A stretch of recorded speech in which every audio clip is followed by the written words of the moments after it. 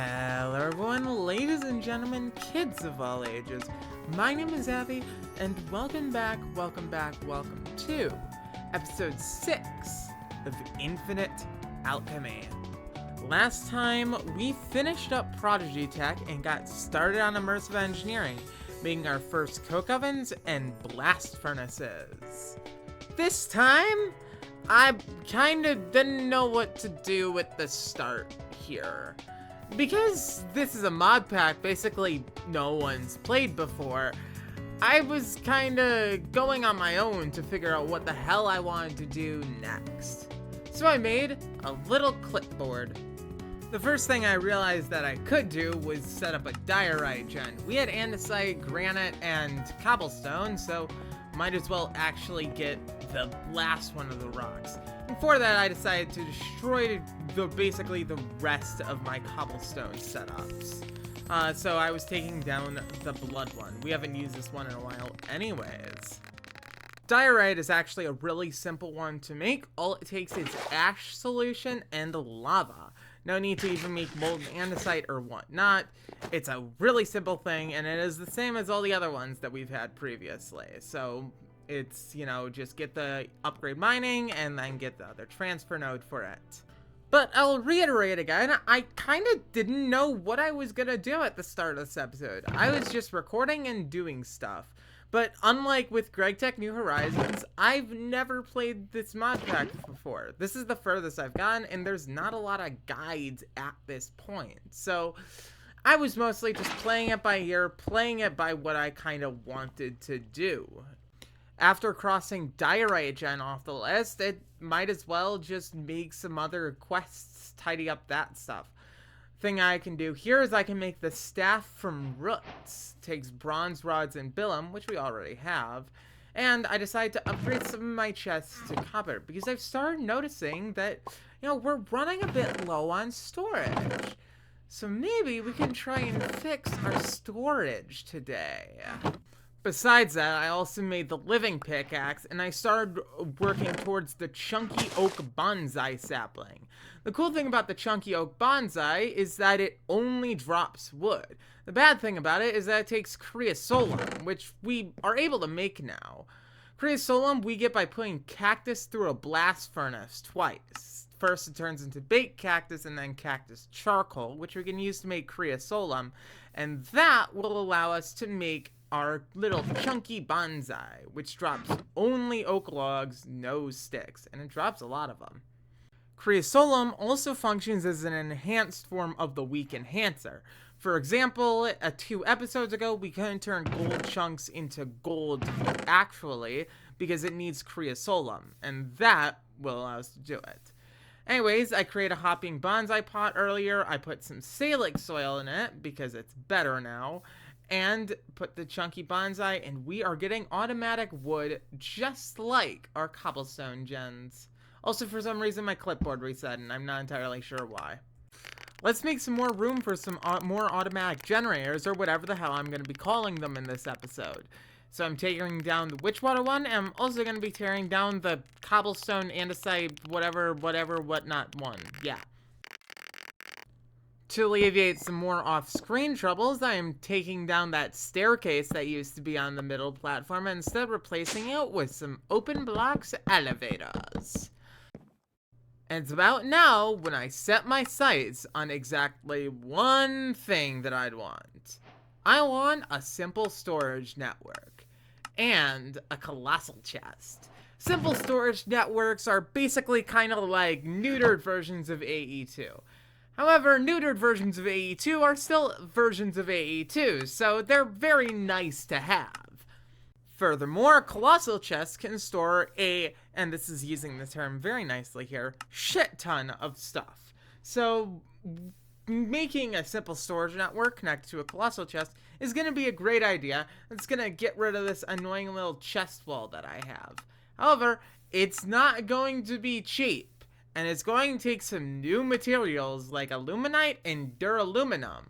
So, well, let's take a break and let's obviously get the hot slimy mud thing.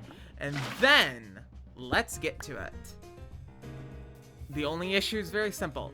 I don't know what a simple storage system requires, because I've never made one before. What I know it does take is it's going to take some wood casings.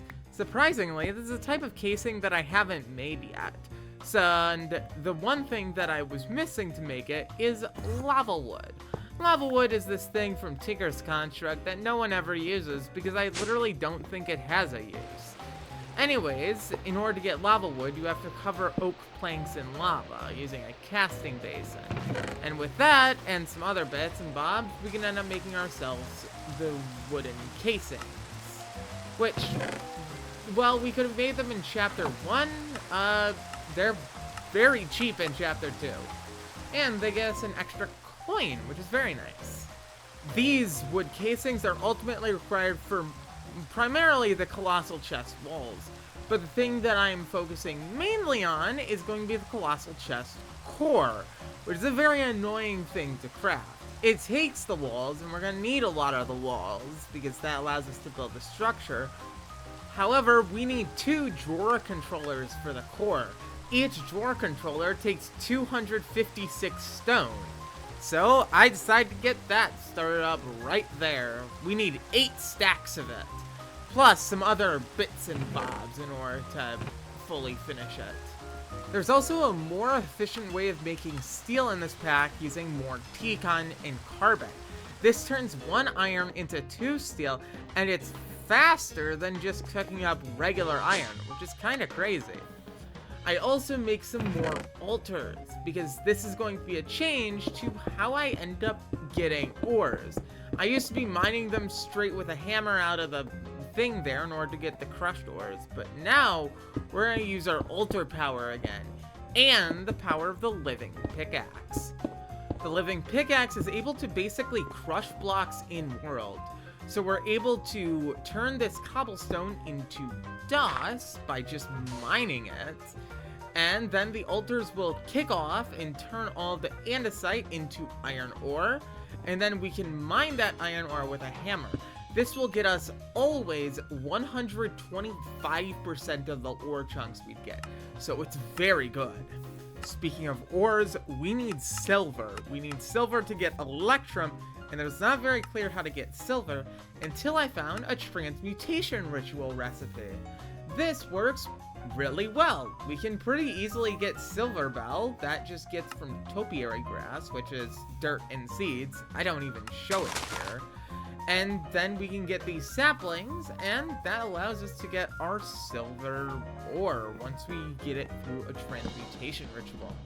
I was extraordinarily dumb doing this starting here because for some reason I decided to do it with the silver bell logs, even though it works just fine with the planks, and very obviously the planks would give us 4 times output.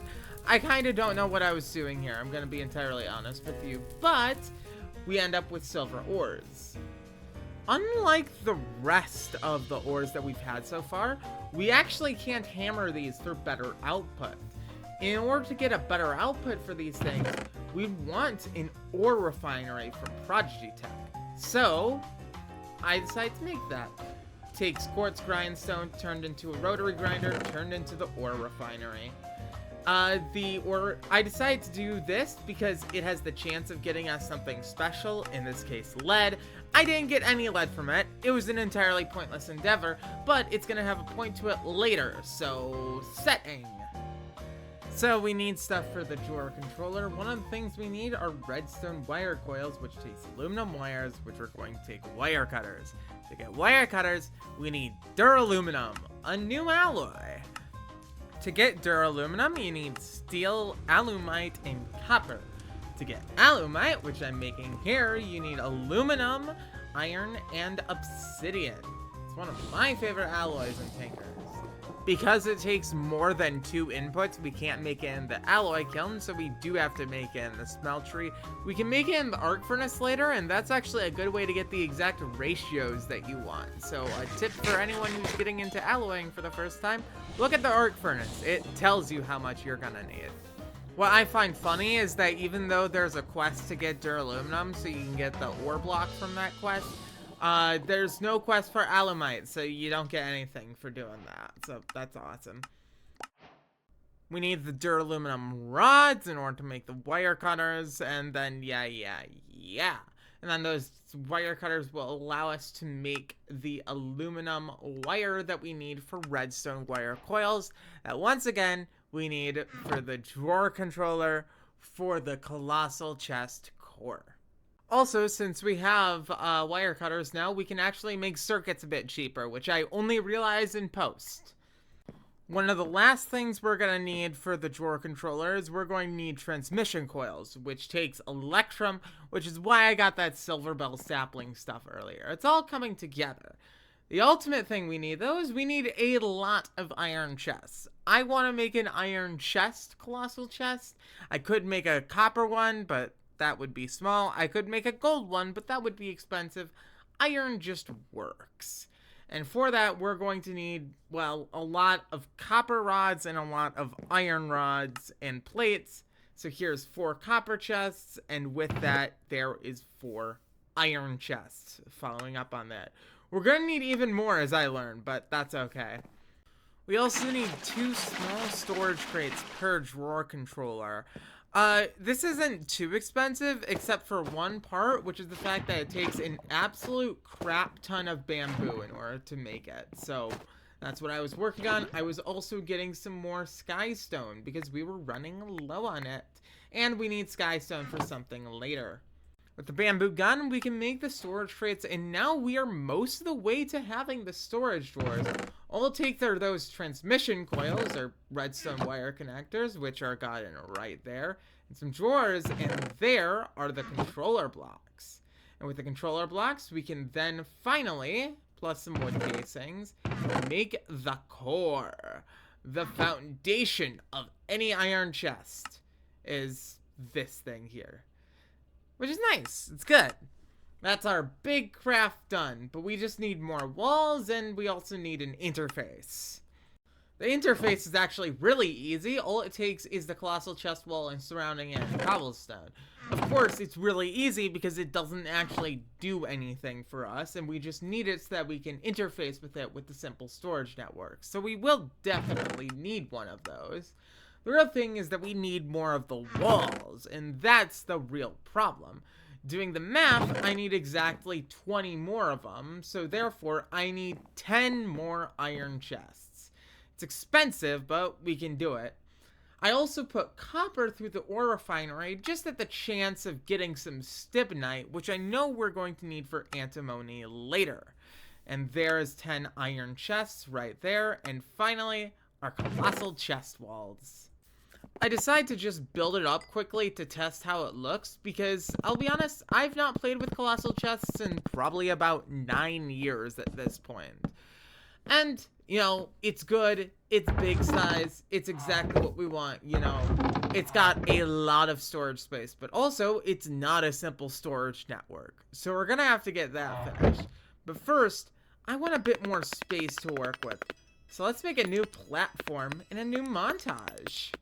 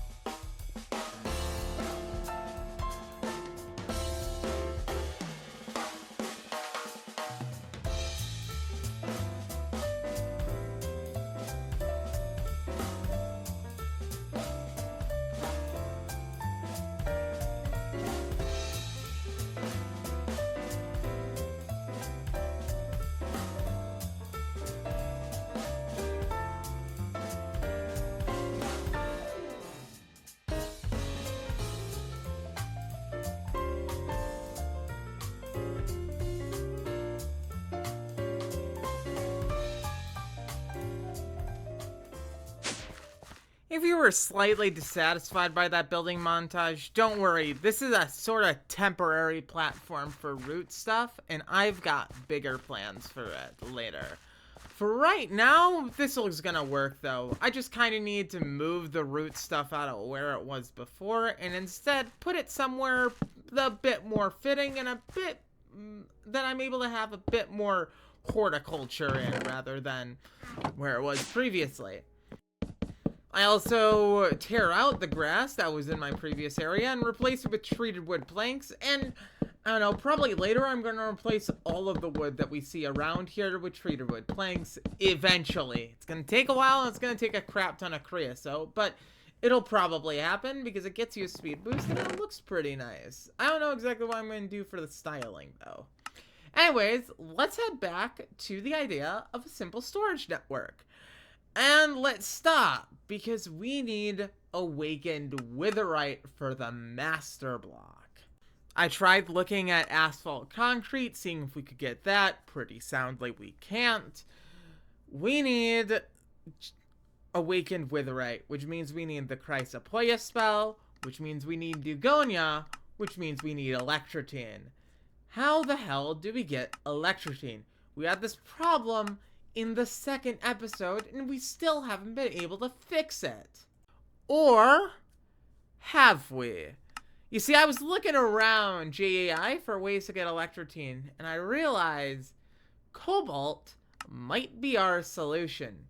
We can sieve netherrack through an iron stiffened mesh for a chance at getting cobalt ore pieces, and putting that through an ore refinery gets us a tiny chance at getting ourselves Electrotine.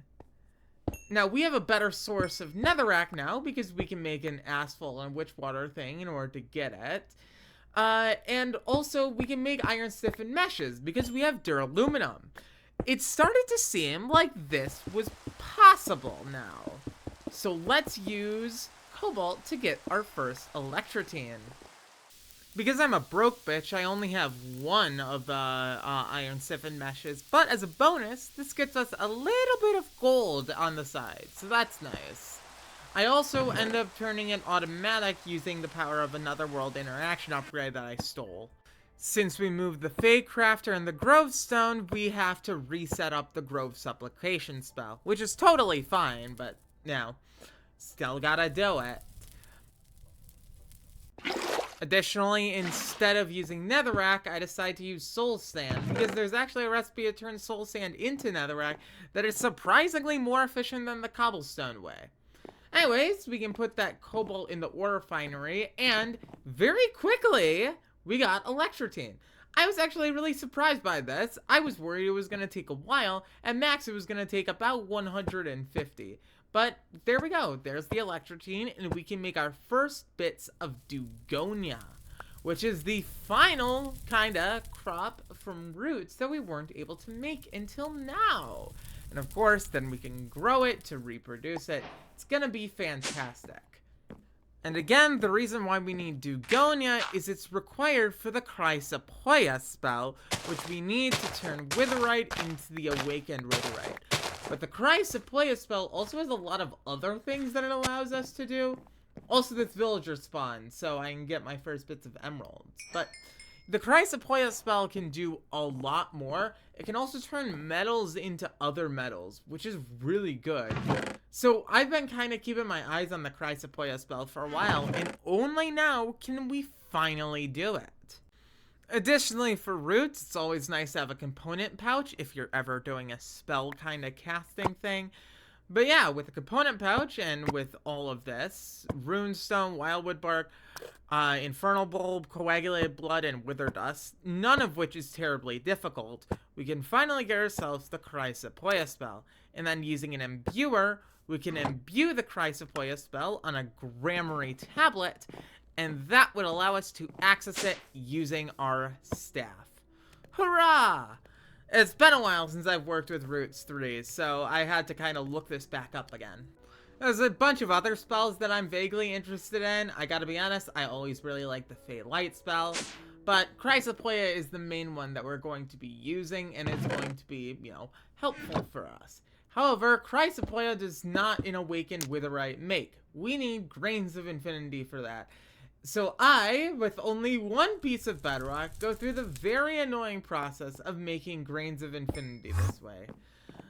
And I skipped all of it, but now we finally have all 8 grains of infinity, and that will get us the 4 witherite, which we can then put in our offhand to make the 4 awakened witherite required for the storage network core. Ta-da! There's a few other bits and bobs required, but for the most part, that's kind of all we need for this simple storage network. I'm making alumite here because we need a bit more alumite in order to make all of the components for it. For example, we need 2 plates here, and we're going to need 2 gears later. But after making the awakened witherite, the rest is things that we've already made before. We need another drawer controller, surprisingly, but besides that, it's actually pretty easy. Here is the drawer controller that we were waiting so long for. Here's the storage inventory, and here is the storage network master. And that is it, I do believe. Again, I'd never worked with Simple Storage Network before this point, but I was excited to kind of see exactly how it worked. From what I knew, it was sort of actually like RF Tools storage systems, which I do quite enjoy. But, you know, I kind of had to move things over, so I spent the next little bit just doing a moving job so that we could actually get the chest where I wanted it to be. Well, thinking about this over the past few days, I kind of realized that I really don't like where I put all of my stuff here. I don't like exactly how the colossal chest looks, but I'm probably not gonna do that in the next episode. Instead, I'm going to change that stuff off camera, so expect this kind of main area to look a little bit different in between episodes. Hopefully, that's totally fine here. But we're good here, you know? We've got ourselves our big colossal chest, and then we're gonna hook it up with this storage cable, the storage network master, and the storage inventory, and now we can view anything we want that we put into this chest. And it's done. We have ourselves a much more simple form of storage. We just gotta dump literally everything that was in our massive amount of chests right into it. And that is how we are going to end off today's episode. I know it's been a while since the last one. I'm sorry. I tried to do this so I could have a more consistent upload schedule, and I've completely dropped the ball on that. But you know, life gets in the way, things get in the way, there's just a bunch of other stuff that you want to do. You get distracted playing Deltarune Chapter 5, you know, normal stuff that happens. Either way, I hope you do all enjoy. And, of course, yeah, we didn't do a lot of progression in this episode, but I'm certain that won't keep up. Next one, we're gonna do so much more. But what we're going to get to and what we're going to get through is a question for next time.